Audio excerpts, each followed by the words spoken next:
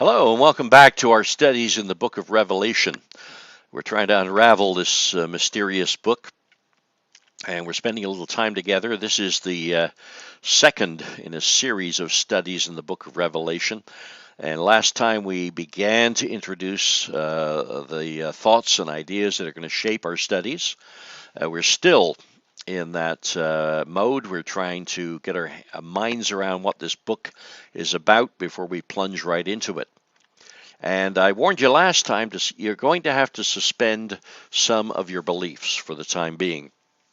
There's been a lot of interpretation attached to this book. In fact, there's been a complete template or model given as to how to interpret this book, and it's taught faithfully in some churches.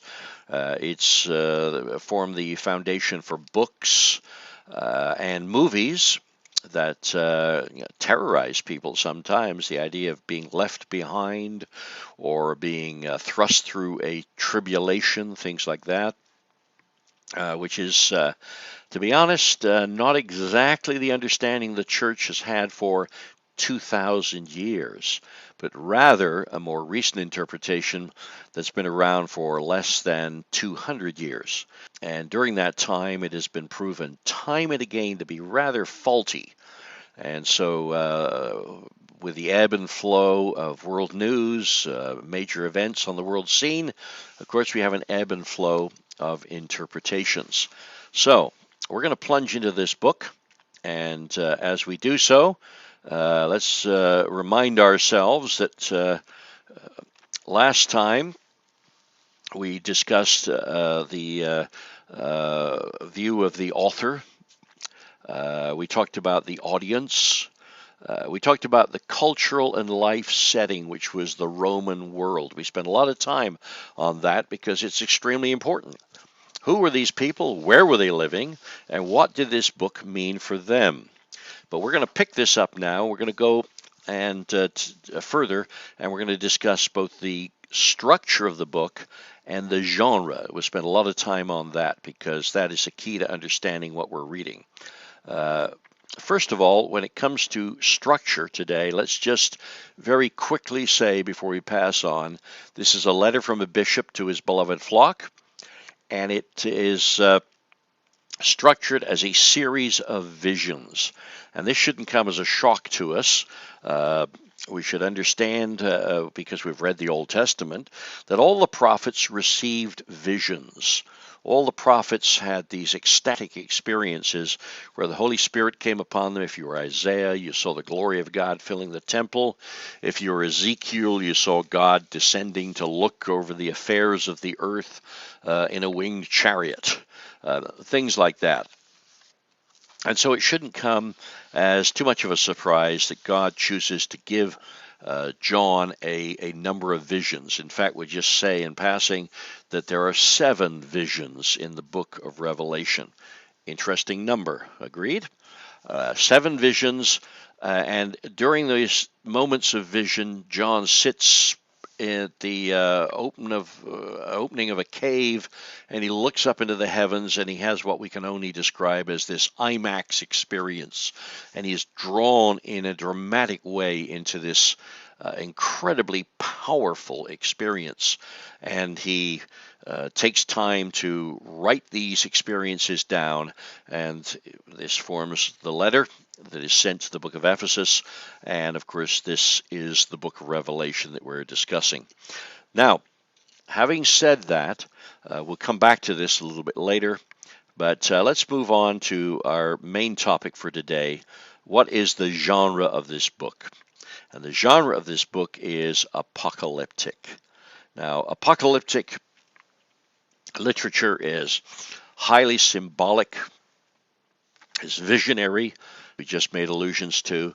It can be prophetic, it can be, but it is essentially composed during oppressive times and is concerned with eschatological matters. In other words, when things are difficult for the people of God, Israel, they're in captivity and they ask, well, what's the end of all this?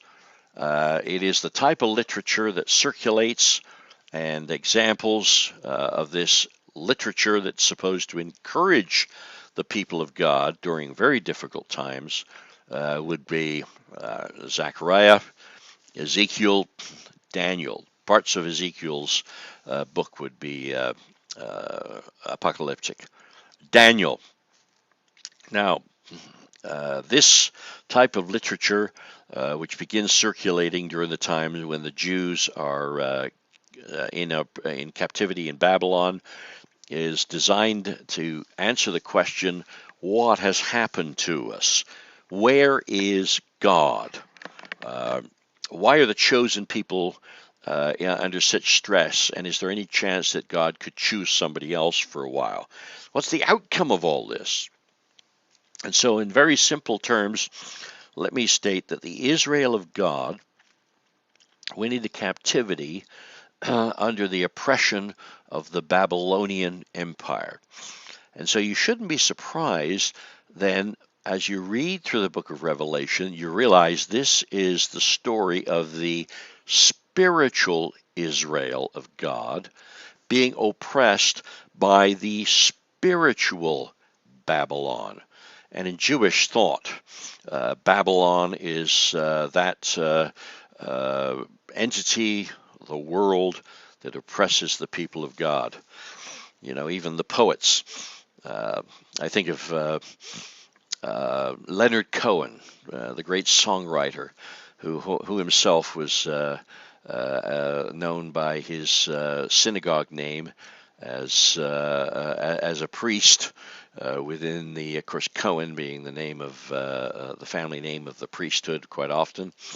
And in one of his songs, a love song, "Dance Me to the End of Love."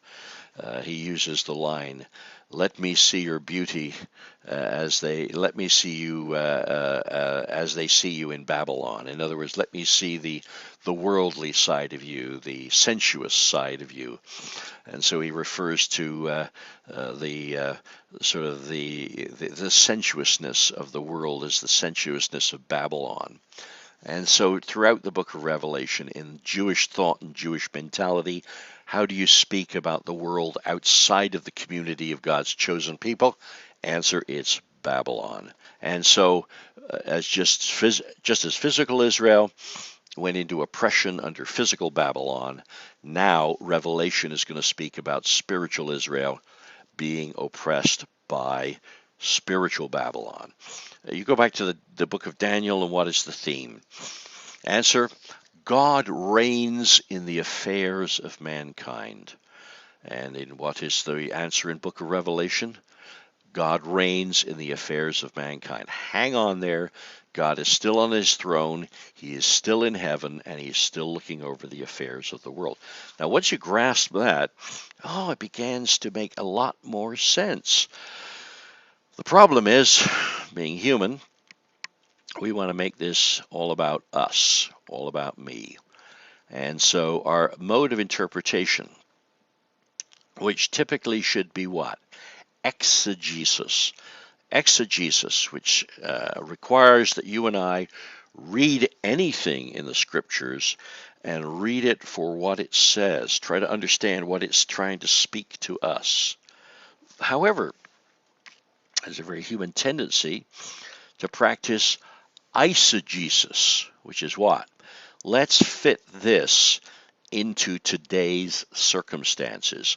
Let's make this mean what I think it should mean. Now, if you're in counseling, you may have a Rogerian therapist who will try to very much structure the experience around you. It's called client-centered therapy. In other words, let's interpret the world as you experience it. Now, that's okay if you're in therapy, but you're not in therapy. You are reading God's revelation, and you should be asking the question, what is it supposed to be saying to the audience? That's why I took you back in our original introduction to the time and place where the audience received this book and tried to understand their life situation.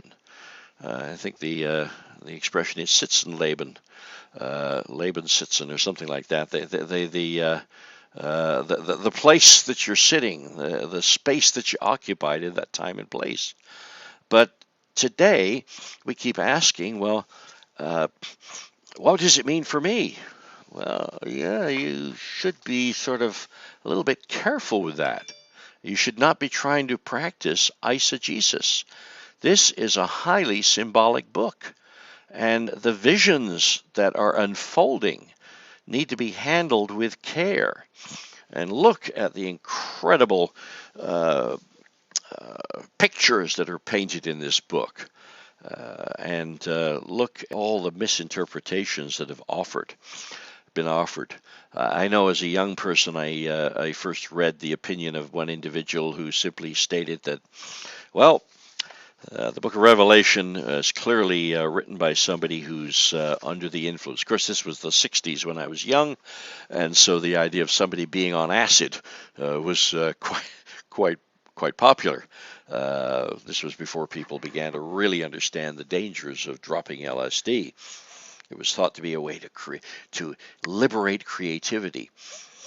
And so, well, John's clearly creative. He must be on something. Well, as we look then at all these incredibly powerful pictures that John sees in vision, there are four schools of thought as to how to interpret them. The first school is the school of the preterist. And the preterist says this was meant for the first century audience. Okay, you got a very good point there. I made that point very strongly last time. However, the preterist goes on to say it all happened, it's all over, it's all gone, which leaves us with the question, wait a second, if it's all happened, if it's all gone, why is it in the canon of Scripture? Why is there a blessing given to all those who read it, which you and I are doing together, or hear it, which perhaps you will hear it, certainly if you go back to the original setting. The reader in the synagogue would be the one who is referenced there. So, well, the preterist has some very good points, but you just can't write the whole thing off as over and done with, can you? The other school of thought is the historist. And the historist says, well, this book lays out history from then till now. And now is the end of the age. So it really is important for us. The problem with this point of view is invariably each individual sees different horns, different heads as being different kings, different kingdoms. And of course, we get extremely specific about the details since we live in the end of the age. We obviously live in the end of the age because the atomic bomb ushered that in. Okay, maybe not quite the atomic bomb in 45, but definitely by 48 with the introduction of the hydrogen bomb. So now we are definitely in the time of the end. Which begs the question, and why did Jesus say no man knows the day or the hour? And don't get smart and start saying, well, he didn't say you couldn't know the month and the year of the end. What makes you think that this is absolutely the time of the end? I mean, we've all probably seen Star Wars. Can't we speculate about the fact that there could be incredible weapons yet to be developed? Do you think it's beyond if man can imagine a Death Star, could man build a Death Star with a weapon that could focus so much power as to destroy, well, we want to destroy meteorites that might be coming our way, but wow, if we build it big and strong enough, we could destroy planets. Yeah. So maybe we need a few more millennia to go before we reach the point where Darth Vader can do that.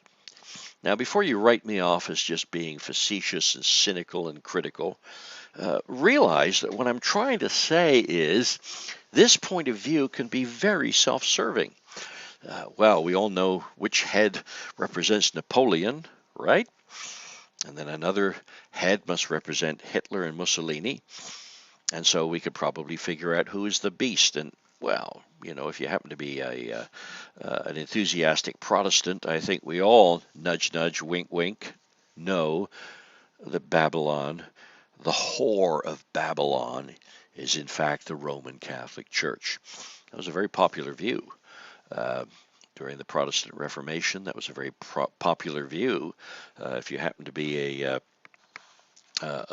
perhaps a reform part of the Reformation, or uh, the some of the other churches that have come out of that movement.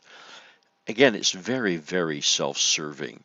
As we read through that, there are those who will interpret the story of the seven churches as eras, eras that unfold from, well, way back there until today. But nobody ever looks into that and says, well, obviously I'm a Laodicean Christian and the Philadelphia era is yet to come. No, we're all Philadelphians. We're all Philadelphia. We're not Sardis. We're not Laodicean. We're all Philadelphian Christians. Really? You think that you can accurately interpret that and you can nail that era down in the here and now? Well, let's move on, realizing that there are problems with the view taken by the historist. How about the futurist, who says it's all about the end of the age? Apart from a few chapters, of course. It's all about that 7 years of tribulation that is going to happen any minute now.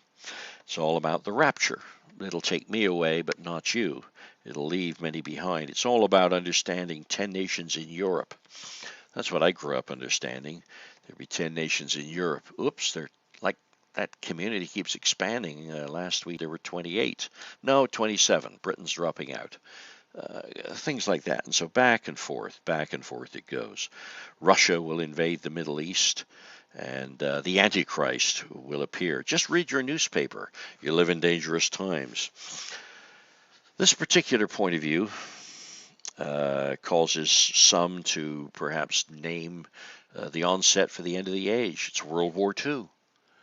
I know one particular preacher and teacher and radio and television evangelist who had some influence on me, who named World War II. Well, no, I was wrong about that. So clearly it'll be 1972. That affected me. Whoops, wrong about that. Now we need to push it forward by, let's see, we need to push it forward by a time cycle here. So it's 1991. Oops, wrong about that. And then, of course, a lot of churches piled on and said Y2K, that's it. I received much enthusiastic encouragement to make very special arrangements. But I brought in a couple of clear-thinking individuals, and you might say, well, shows your prejudice, Bob, but brought in stockbrokers and stock analysis and financial advisors, and had them address a rather large Bible study, and they assured everybody in that group that 99% of the predictions concerning Y2K just would not come to pass. And you know what? 99% of those predictions did not come to pass. And I remember attending a New Year's Eve party where nothing happened, except that the food and drink was very enjoyable, the fellowship was a lot of fun, and I went home and I went to bed. But there were those who months before were urging me to stockpile food and get ready for horrible things to happen in the lives of people, and the church had to be prepared for this. Well, it's all about the end of the age. A very self-serving view, and it spreads terror and promotes fear religion, and makes great reading for the Tim and Jack and others who like to write books. Perhaps John, who likes to write a book, and you can always write a book, Last Sunset Over Jerusalem, with a real catchy title, and it'll go up the New York Times bestsellers list. And then at the end of it all, somebody will say, well, wait a second, that didn't happen. One day there will be, another all-out war. I lived to see the war of, I was born around 49, so the War of Independence for Israel. I remember the 67 war. I remember the 73 war. And of course, the back and forth, the up and down, the rise and fall of Saddam Hussein, and he tried to send a few rockets Israel's way, but somehow or other, the end is not yet. I visited Israel during the Intifada, but the end is not yet. Another view is the view of the idealist. It's all about ideas. There's no historical basis to this. It's all symbolism. You can't take it personally. Don't expect to get too much out of it. John was, as I mentioned previously, tripping, man. He was just tripping on acid. And so you shouldn't really get into this. Well, that contrasts very starkly with the futurist who could tell me actually who the beast was. Yeah, that's right. I knew who the beast was. His name was Franz Joseph. And in fact, the embarrassing thing about that was I actually attended a lecture that he gave and got to just be face to face with both he and his wife, leading to numerous jokes that followed about, well, he doesn't look in good health. Maybe he won't be the beast after all. His wife is a very attractive lady. I guess we're looking at Beauty and the Beast. Funny things like that. But you know what? That came and that went. And the idea that, well, this is all an irrelevant book, that has to go as well. And so as we look at these, we come back to this founding idea that I tried to explain last week. John wrote a real book, and he wrote it to real congregations composed of real Christians who lived in a real world. And these people had real problems. They were under persecution, they were under economic sanction, and their faith was under attack, and they were losing hope, and they needed hope, just like the captives in Babylon needed the words of Jeremiah that said, hang in there, there's 70 years to go. The words of Ezekiel, you're going to go back, you're going to restore, there'll be a renewal of the covenant. The words of Daniel, your God is in heaven, still looking over the affairs of this world.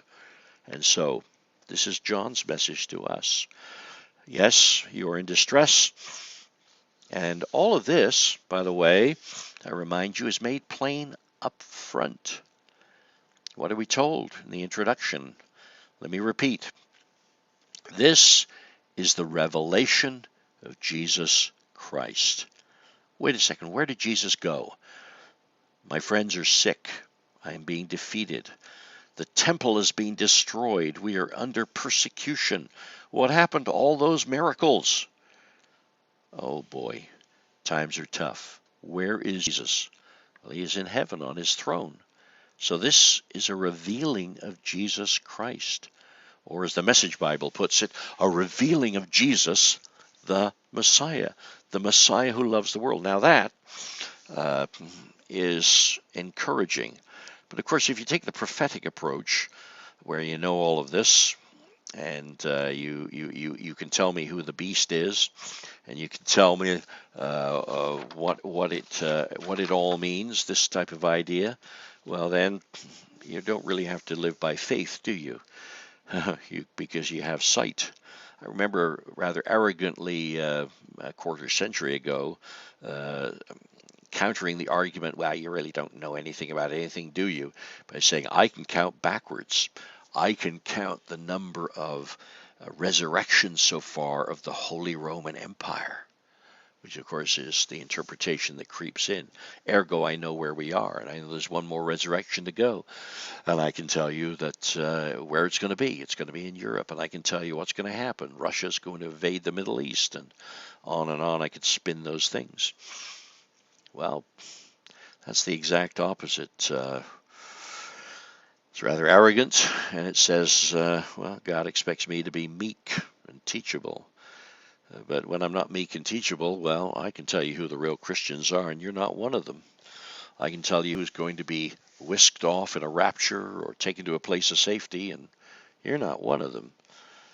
Jesus loves the world, but chances are you'll be left behind when he protects his true followers. Back there in the introduction to the book of Revelation, we again repeat a revealing of Jesus the Messiah God gave it to make plain to his servants what is about to happen. So clearly, the preterist view has a powerful argument, doesn't it? The problem is, this book is in code, isn't it? There's a lot of symbolism attached to it. Why is that? Is it happening soon? Is the historical approach valid with the unfolding of history? Well, yeah, as well. What is about to happen, the futurist says. But is the lesson there for me because it's preserved? Well, yes, as well. But still, in that context, remember, I, John, your brother and companion in the suffering and kingdom and patient endurance that is ours in Jesus. I was on the island of Patmos because of the word of God and the testimony of Jesus. I was on the island of Patmos in exile because I was preaching. And these visions came to encourage me, and I'm sharing them because they're supposed to encourage you. In fact, I'm with you all the way in the trial and the kingdom and the passion and patience of Jesus. So, I'm with you.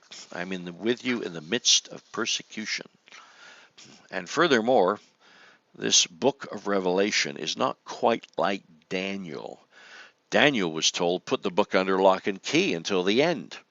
In the interim, there's going to be a lot of frantic running around trying to figure out what's going on. Which begs the question, the end of what? And I'm going to propose it is the end of Israel's tenure as the keeper of truth for the world. In other words, you are still my chosen people. You will go through captivity. You will experience restoration and renewal of the covenant. You will rebuild the temple. All sorts of good things may happen, but eventually it's all going to come to an end. Why? Because, of course, Jesus will appear, and he will be the one who will suddenly come to his temple. Compare that to Revelation 1 and verse 1. A revealing of Jesus the Messiah. God gave it to make plain to his servants what is about to happen. This is not a book under lock and key. The revealing is for then and also for now, because the revelation is ongoing. And we are told in Revelation 1 and verse 1, the revelation of Jesus Christ, which God gave unto him to show unto his servants things which must shortly come to pass. He sent and he signified it by his angel unto his servant John. The idealist makes a good point. This is a book of symbols, but the symbols communicate ideas to the audience. But check out the symbols. Don't take the ones you fancy and then make them literal. If a thing is signified, it is said to be shown by a symbol. Webster's dictionary says to signify something is to make it be known by a sign or words. What's a sign? Well, any symbol that represents an idea. That which being external represents or signifies something internal or spiritual. The word sign is kind of synonymous for symbol. I'm showing you a sign. I'm showing you a symbol. These are things that communicate something to you.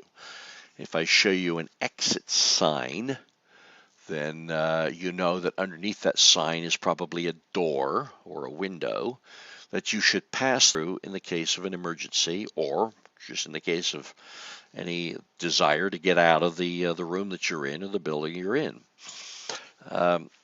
Signs or symbols, like the picture of an individual walking. If I hear a beep and the lights change, I see the sign of a little guy who's walking. And pretty soon then I see the sign of a hand that says, don't walk anymore. I know what those pictures communicate to me. Those symbols communicate to me. And this book is full of symbols. So the idea that these can be shown to me and communicate to me is very powerful. take a look. This book is full, and I've just put out as many as I could possibly get on a slide, of pictures, word pictures, that symbolize something. Candlesticks, horses, locusts, beasts, birds, animals, dragons, heads, horns, teeth, tails. You go through it. Bow, blades, swords, the reaping of something, the harvesting of something, grass, trees, poor, blind, naked, hot, cold, lukewarm, blood, death, fire, sulfur, brimstone, smoke, sun, moon, stars. You get the point. Do you see suddenly how many symbols there are in this book? But the problem with symbols is you can practice exegesis or eisegesis. Yeah. Now, you can be guided by the Old Testament, which, by the way, includes all of these symbols. You can be guided by that, or you can choose to interpret them for yourself.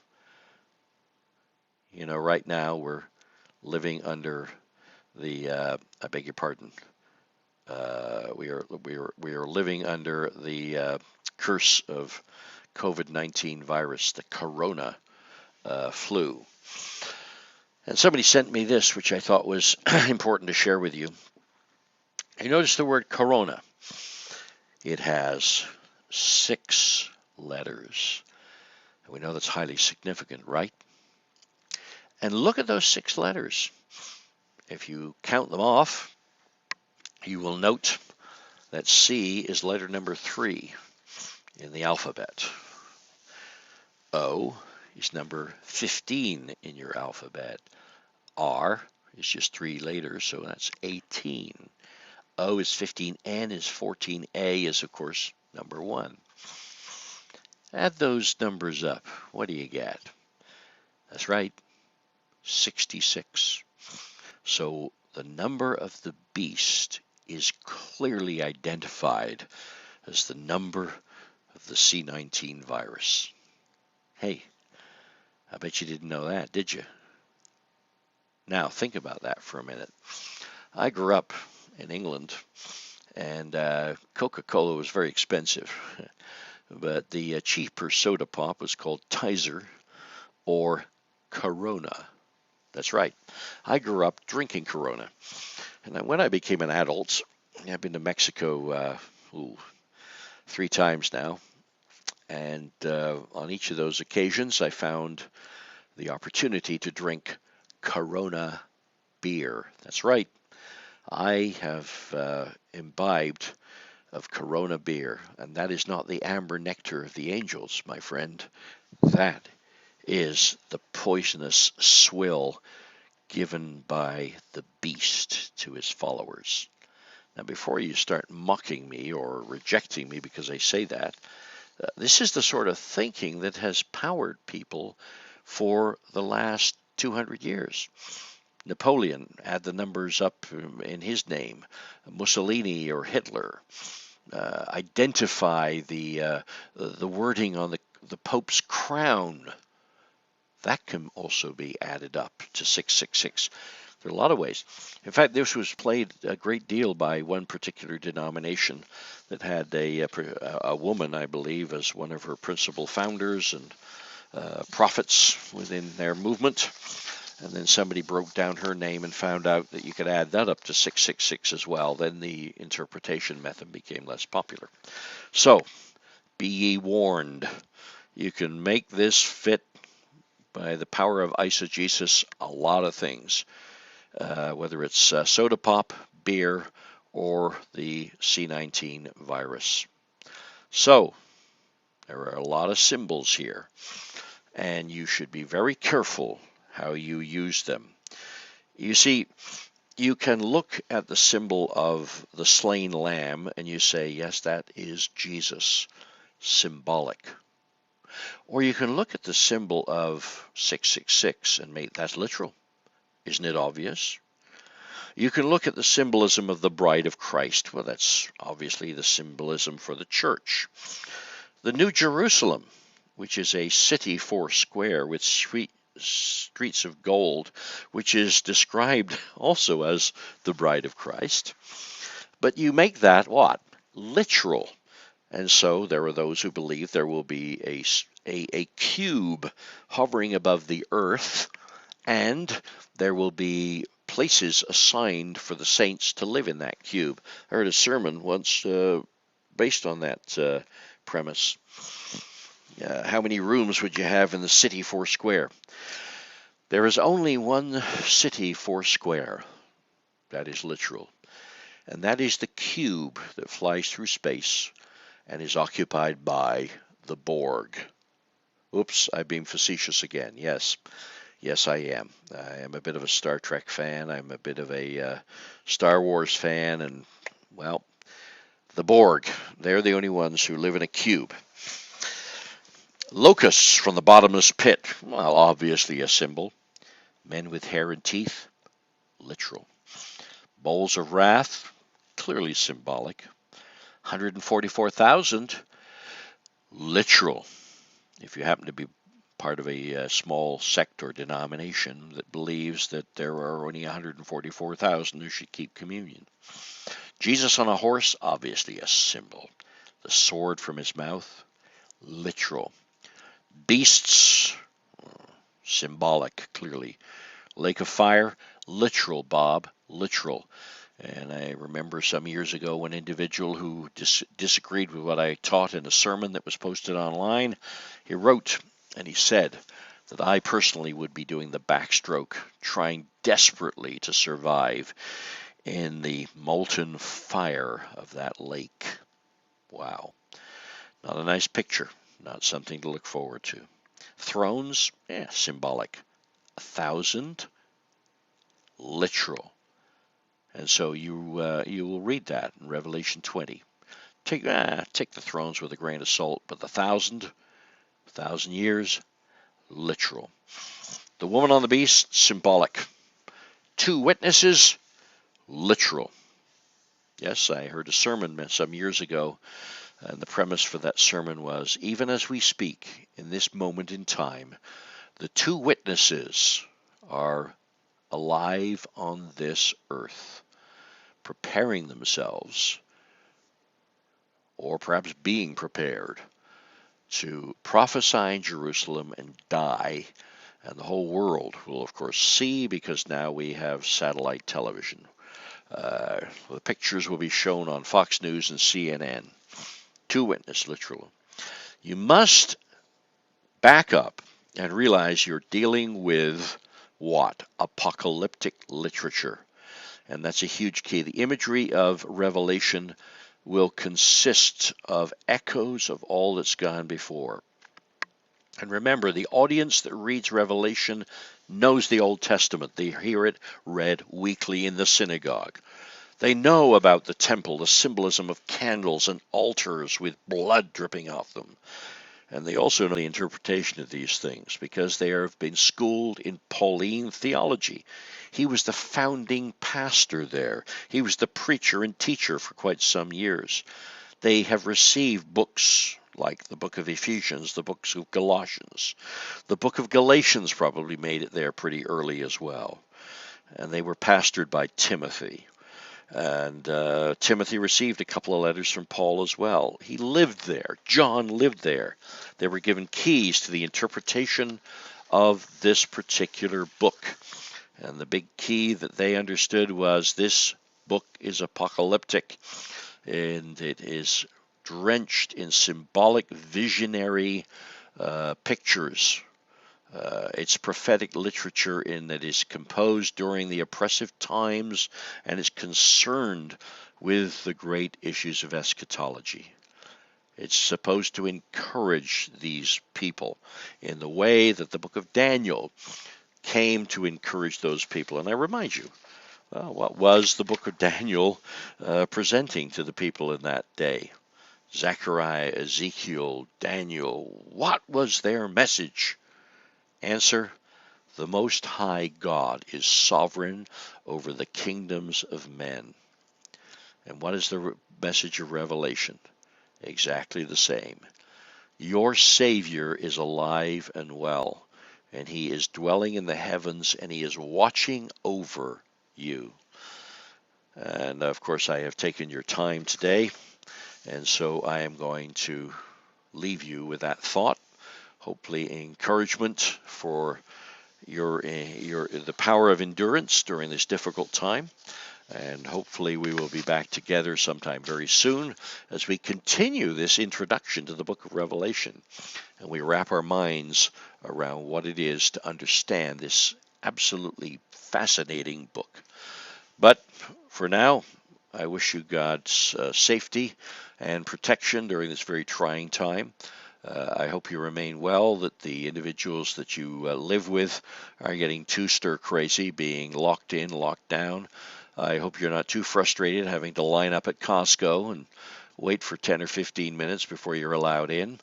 And I hope you're keeping a safe distance from your fellow man, so that if somebody coughs anywhere near you, the droplets fall to the floor and they don't affix themselves to your clothing, or perhaps are still in the air that you pass through and inhale, because these are trying times. We'll get through them together, and we will take the message of Revelation with us, which is God reigns in the affairs of men, and He is walking with us every step of the way through these current trials. God bless, and have a pleasant day, and we'll be back together very soon.